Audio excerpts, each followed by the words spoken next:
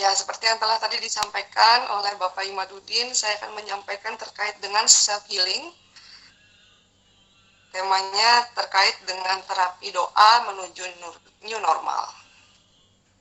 Nah, sebelum kita bicara lebih jauh, tadi sebagian sudah disampaikan oleh Bapak Zainal Abidin terkait dengan self-healingnya ada tadi ya.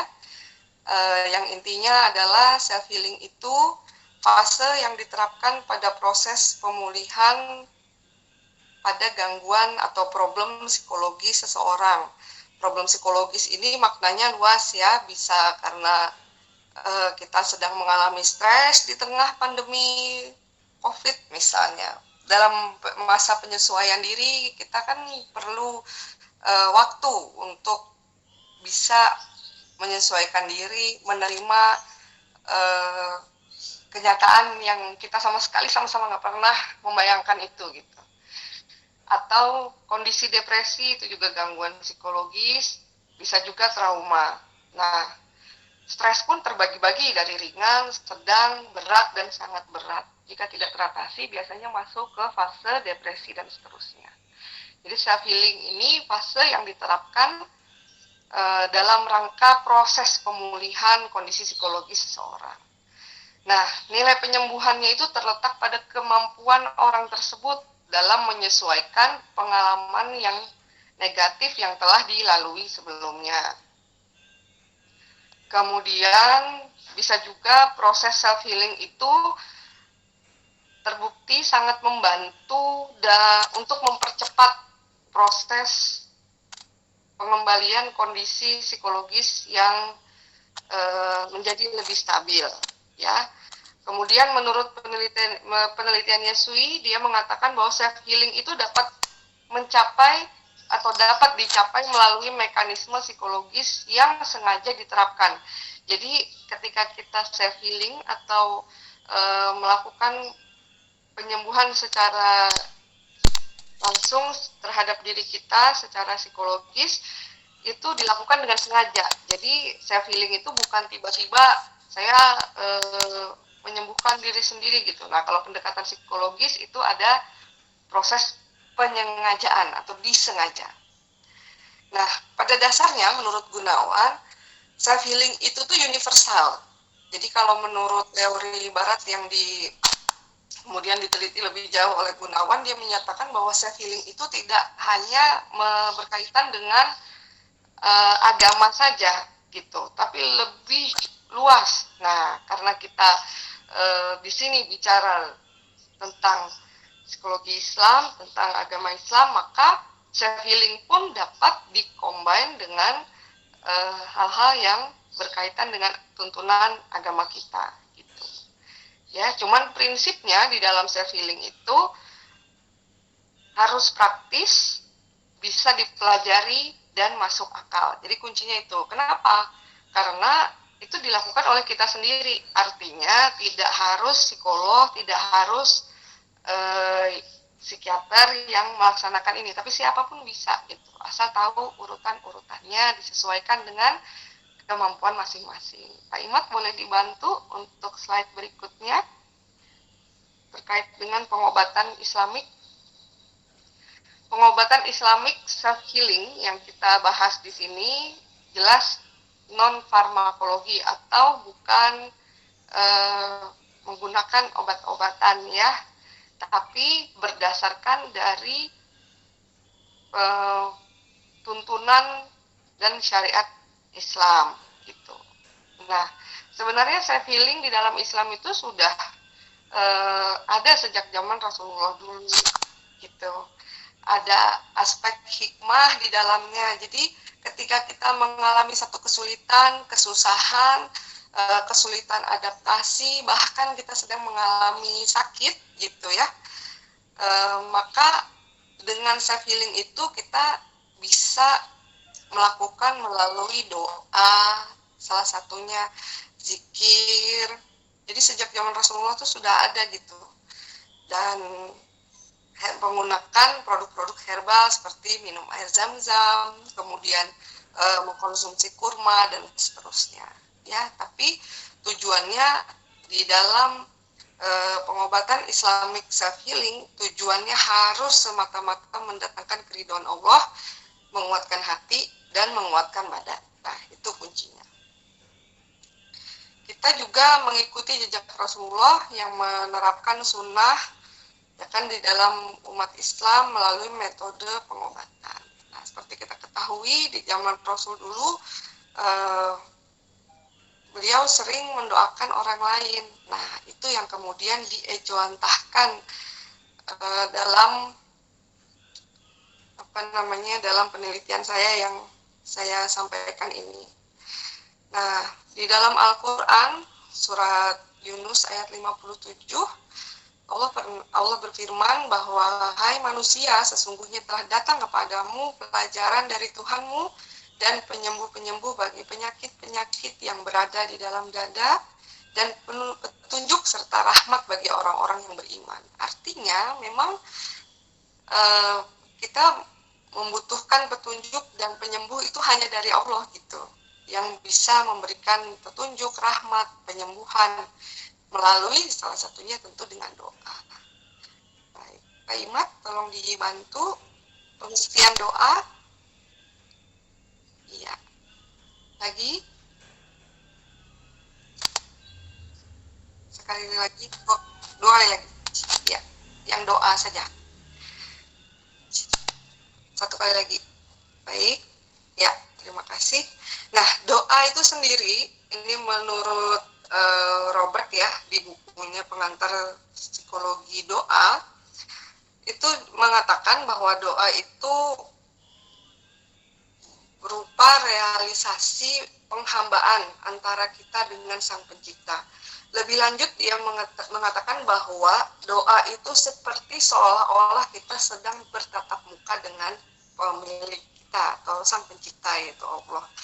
Nah, jadi doa itu prinsipnya sebenarnya kunci, menurut dia, kunci dari segala kebutuhan hidup di dunia maupun di akhirat, selain amalan yang lainnya. Tapi doa itu bisa langsung gitu, seperti seolah-olah kita bertatap muka dengan Sang Pencipta. Kita bisa meminta apa saja, memohon apapun, minta petunjuk atau sebagainya kepada yang menciptakan kita, tentu dengan memperhatikan adab-adabnya.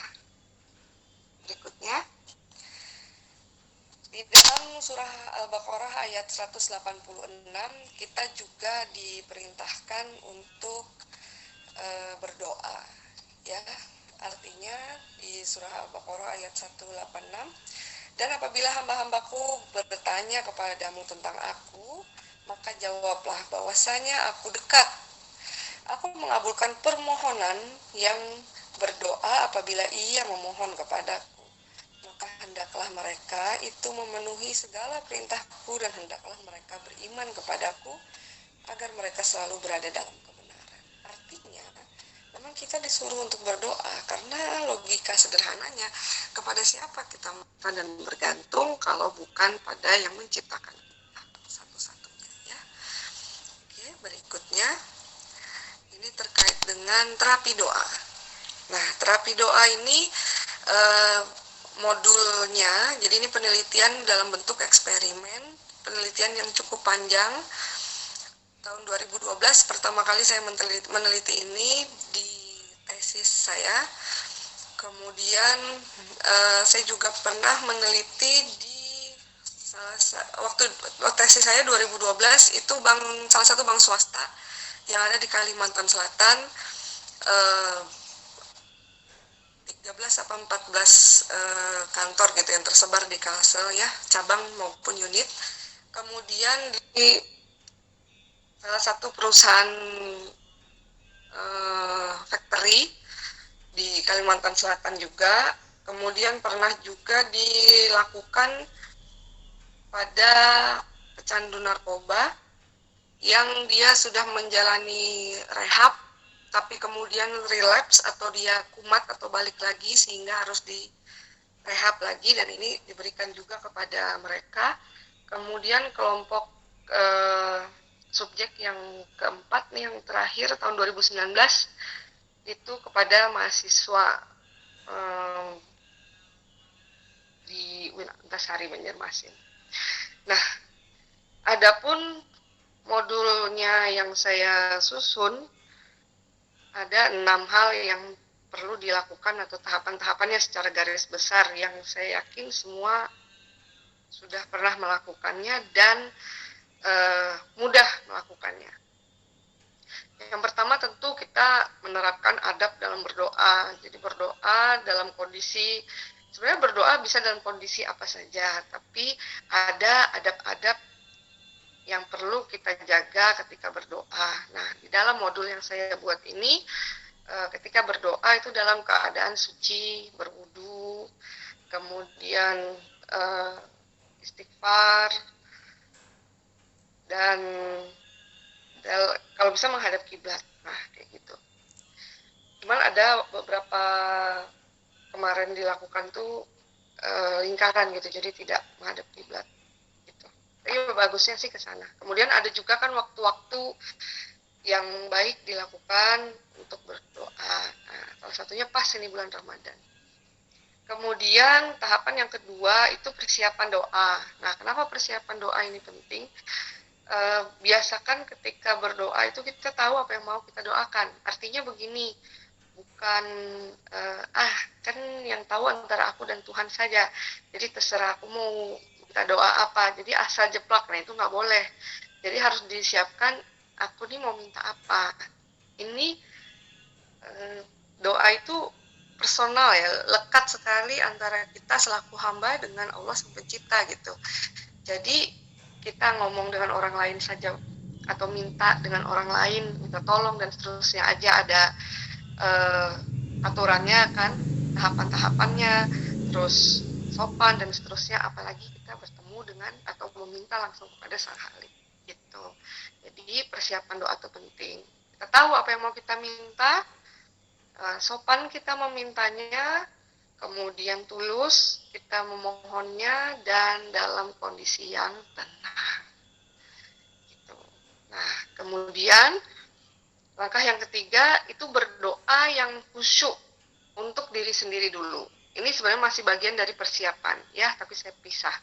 Kenapa harus berdoa untuk diri sendiri dulu? Karena logikanya begini, bagaimana kita akan mendoakan orang lain kalau kita sendiri belum berdoa untuk diri kita. Tapi kan kita sering aja berdoa untuk diri sendiri. Pada saat melakukan terapi doa, kenapa juga kita harus berdoa lagi? Kan udah setiap hari, sehari 5 kali, sehari 10 kali saya berdoa.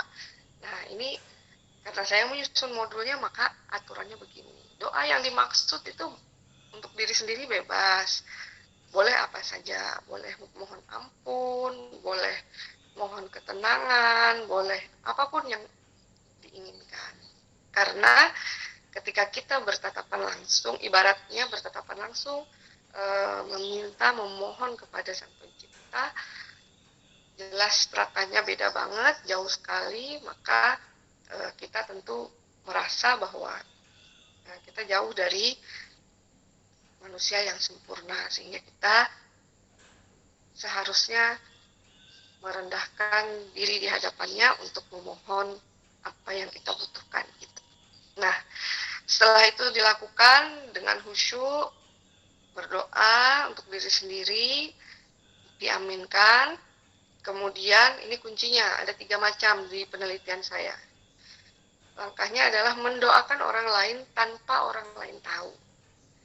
Mungkin kita sering ya mendoakan, misalnya nih saya mendoakan Pak Imat, ya Allah mudahan Pak Imat di tengah pandemi ini, Pak Imat dan keluarga, ini contoh ya, tapi ini harusnya Pak Imat nggak boleh tahu. Jadi kita mendoakan mudahan Pak Imat dan keluarga selama pandemi ini selalu sehat, misalnya gitu ya, nggak usah panjang-panjang, nanti bisa 2 hari doanya nih ya.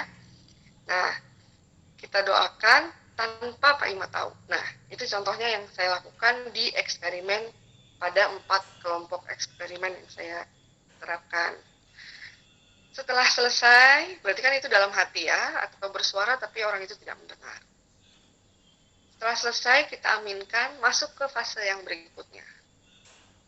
Yaitu kita mendoakan orang lain dengan bersuara sampai orang yang kita doakan itu mendengar gitu. Nah, kita kan biasanya sering seperti itu juga ya, tapi biasanya doa yang kita panjatkan itu adalah untuk saya dan untuk orang yang mengaminkan. Nah, tapi di dalam terapi doa yang disusun ini step by step. Jadi langkah yang berikutnya mendoakan orang lain agar orang lain mendengar apa ya doa kita gitu. Dia mau mengaminkan mau tidak terserah gitu. Setelah selesai kita amin selesai ya kan. Nah, kemudian yang terakhir adalah kita mendoakan. Jadi misalnya tadi saya mendoakan Pak Imat terus dengan suara sampai Pak Imat mendengar. Pak Imat, saya mendoakan Pak Imat dan keluarga semoga selama pandemi ini selalu dalam keadaan sehat. Dan seterusnya, amin. Lalu setelah itu, langkah berikutnya kita minta kepada Pak Imat tolong doakan saya balik, gitu. Itu bisa dilakukan. Jadi mendoakan dengan bersuara pada orang yang telah mendoakan kita sehingga orang yang mendoakan tadi mendengar, gitu. Jadi saya minta Pak Imat tolong doakan balik saya. Nah, terserah apapun doanya gitu. Nah, jadi ada 3 macam poin penting atau poin inti di terapi doa yang saya teliti. Yang pertama, mendoakan orang lain tanpa orang lain tahu. Yang kedua, mendoakan orang lain bersuara sampai dia mendengar apa yang kita doakan itu. Dan yang ketiga, minta kepada yang bersangkutan untuk mendoakan saya balik apapun doanya gitu. Slide berikutnya. Terapi doa ini menurut Kate Lowenthal menyatakan bahwa ada aspek-aspek ternyata yang berkaitan erat dengan doa. Jadi doa itu tidak sekedar doa saja ternyata, tapi ada 4 hal atau 4 aspek yang mempengaruhinya terhadap diri manusia. Nah, yang pertama itu behavioral features atau aspek perilaku. Jadi ternyata itu mempengaruhi perilaku kita gitu. Yang kedua, linguistic feature atau aspek bahasa.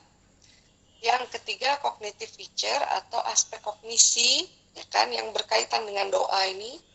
Jadi doa nggak sekedar doa, ternyata doa itu erat kaitannya sama perilaku, bahasa, kognitif, dan yang terakhir adalah faktor emosi. Nah, itu saya buktikan, boleh slide berikutnya. Ternyata ini hasil penelitiannya yang dilakukan di tahun-tahun yang berbeda, kelompok yang berbeda, tapi metodenya sama.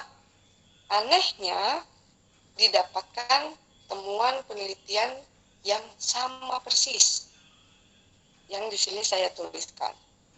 Jadi terapi doa itu ternyata setelah dikaji secara mendalam melalui wawancara, melalui angket, menyatakan bahwa memiliki dampak psikologis. Jadi mereka yang mengikuti terapi doa itu merasakan perubahan di dalam dirinya.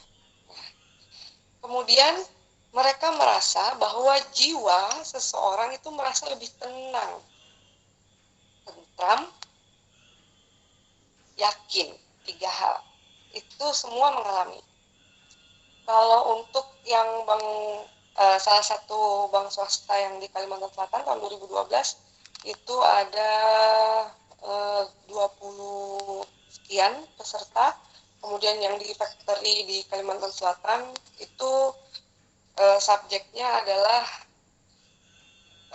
para eksekutif di perusahaan itu, yaitu 15 orang. Kemudian pencandu narkoba yang telah relapse, dia masuk rehab lagi, itu jumlahnya saya lupa, tapi 30-40 orang. Sedangkan mahasiswa itu lebih dari 150 orang. Ini menyatakan hal yang sama, tenang, tentram, yakin, gitu. Yakin terhadap pilihan, yakin terhadap diri sendiri, dan seterusnya. Dan semakin yakin pada Tuhan, gitu. Kemudian yang ditemukan lainnya adalah doa itu mengingatkan seseorang menjadi hamba yang masih perlu banyak berbenah. Jadi kadang yang ngerasa bahwa dirinya aku nih udah bisa aja, aku nih udah oke, aku udah mampu, aku udah mapan dan seterusnya, aku udah mencapai banyak hal. Ternyata setelah mereka mengikuti terapi doa ini merasa bahwa mereka tuh masih belum apa-apa gitu. Sampai segitunya mereka merasakan dalamnya gitu atau deep banget. Kemudian menumbuhkan rasa percaya dan yakin bahwa Allah itu mengabulkan. Nah, secara tidak disengaja hasil temuannya adalah mereka tuh yakin Allah pasti mengabulkan kok gitu. Yang tadinya ngerasa saya tuh berdoa mendoakan, misalnya saya mendoakan istri saya tuh setiap hari, tapi nggak tahu kenapa sekarang kok saya ngerasa kayak ini nih bakal dikabulkan nih, padahal doanya sama loh gitu. Jadi mereka ngerasa lebih yakin bahwa Allah tuh akan mengabulkan. Luar biasa.